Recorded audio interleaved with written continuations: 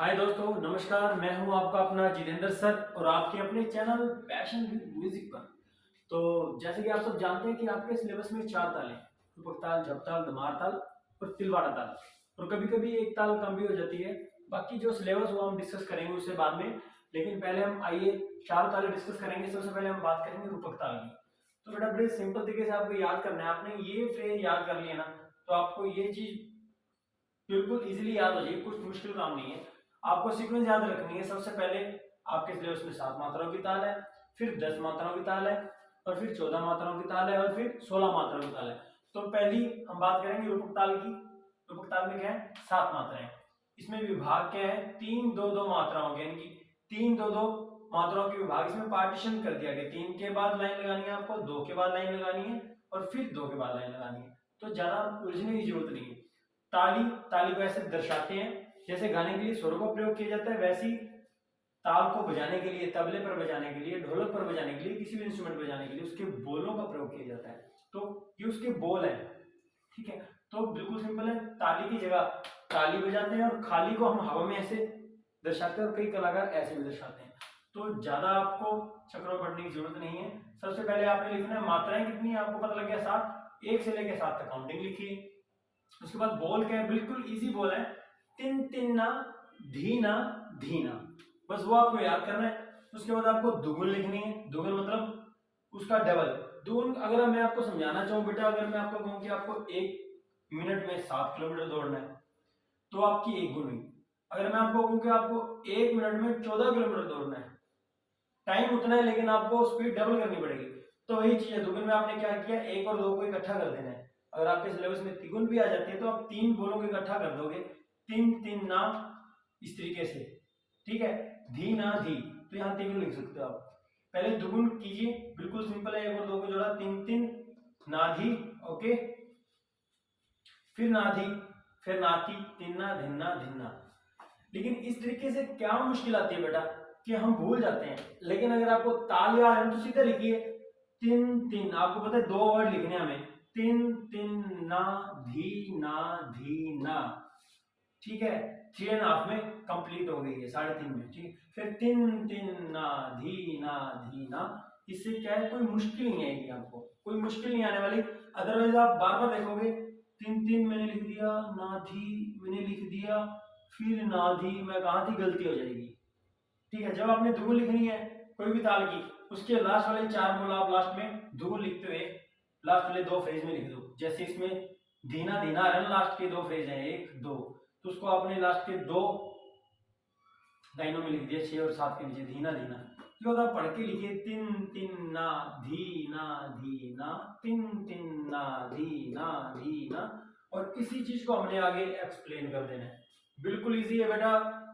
वही चीज यहाँ पर लिखी है मैंने दोबारा से, ताल परिचय वही।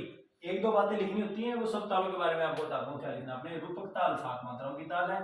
ठीक है। उसके बाद हमने विभाग लिखा। इस ताल में 3 2 2 मात्राओं के 3 विभाग हैं। इस ताल में चौथी और छठी मात्रा पर ताली है। ठीक है। तथा पहली मात्रा पर खाली है। कई गुणीजन इसकी पहली मात्रा पर ताली नहीं मानते, खाली मानते हैं, और कई खाली नहीं मानते और ताली मानते हैं, दोनों ही बातें हैं। ओके। तो आपने ये चीज लिख देनी। और सिंपल सी बात है, ये तबले की ताल है, आपने इसके बारे में बताना है। और स्वतंत्र वादन मतलब स्वतंत्र वादन में इस ताल का प्रयोग किया जाता है। अभी अकेले में सिंगल सोलो परफॉर्मेंस में आप इसका प्रयोग करते हैं। ठीक है। गीत भजन गजल आपको पता ही, इन गानों के साथ जब गाते हैं तो बीट प्ले की जाती है, उनके साथ इसको गाया बजाया जाता है। ज्यादा बातें ज्यादा आपको याद रखने की जरूरत नहीं, इतना डीपली नहीं आता आपके सिलेबस में। जब तक फिर वही सिंपल सी बात आपको याद रखनी है। मात्रा कितनी है? 10। हमने 10 मात्राएं लाइन लगा दी। ठीक है। विभाग कितने? 2 3 मात्राओं के। ठीक है। 2 के बाद लाइन लगाई, फिर 3 लिए, 1 2 3, इसके बाद लाइन लगाई, फिर 2 लिए, 1 2, फिर लाइन लगाई, फिर 3 लिए, 1 2 3, और फिर लाइन लगाई। तो इस तरीके से कितने विभाग हो गए?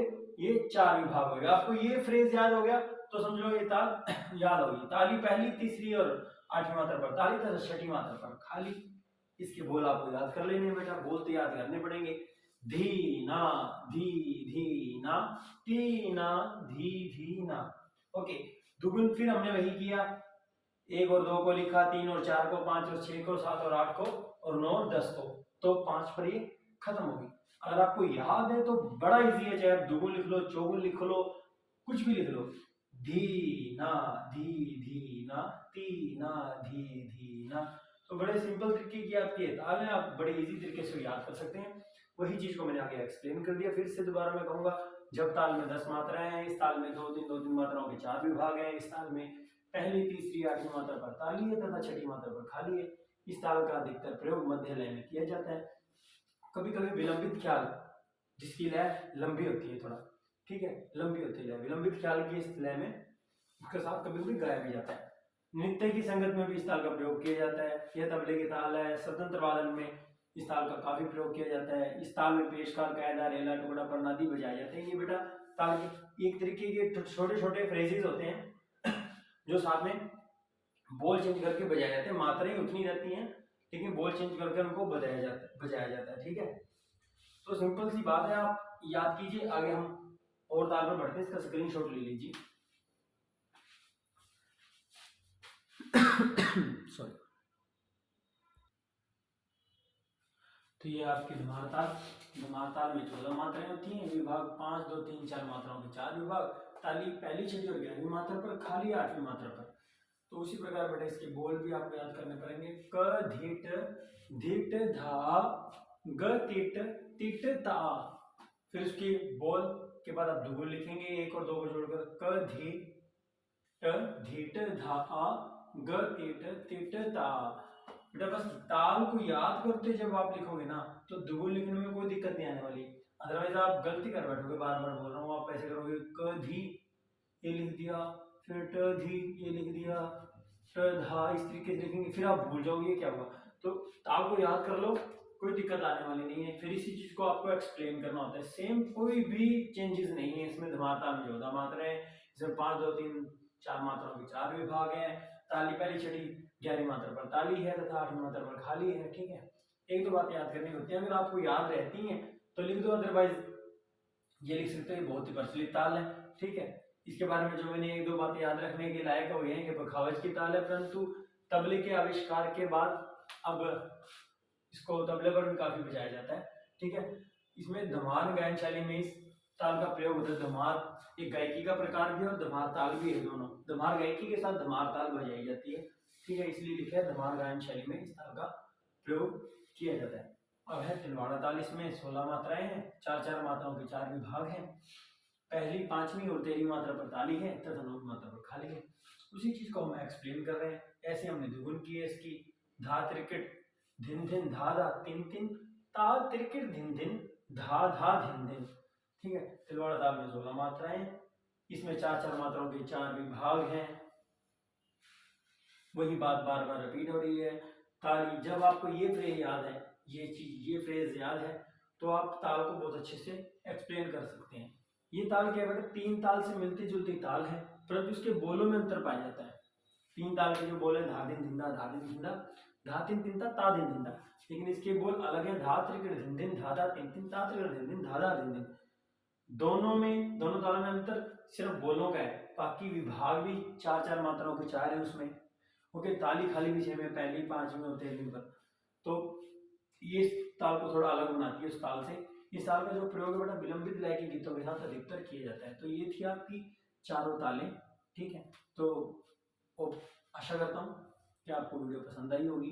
तो कोई भी आपकी अगर क्वेरी हो तो जरूर आप कमेंट बॉक्स में बताएं, और आपके अपने चैनल पैशन विद म्यूजिक को शेयर करना, लाइक करना और सब्सक्राइब करना तो बिल्कुल भी मत भूलिए। और एक मैराथन हम रखेंगे जिसमें पूरा कंप्लीट सिलेबस हम आपको करवाएंगे, ठीक है। तो बाय बेटा।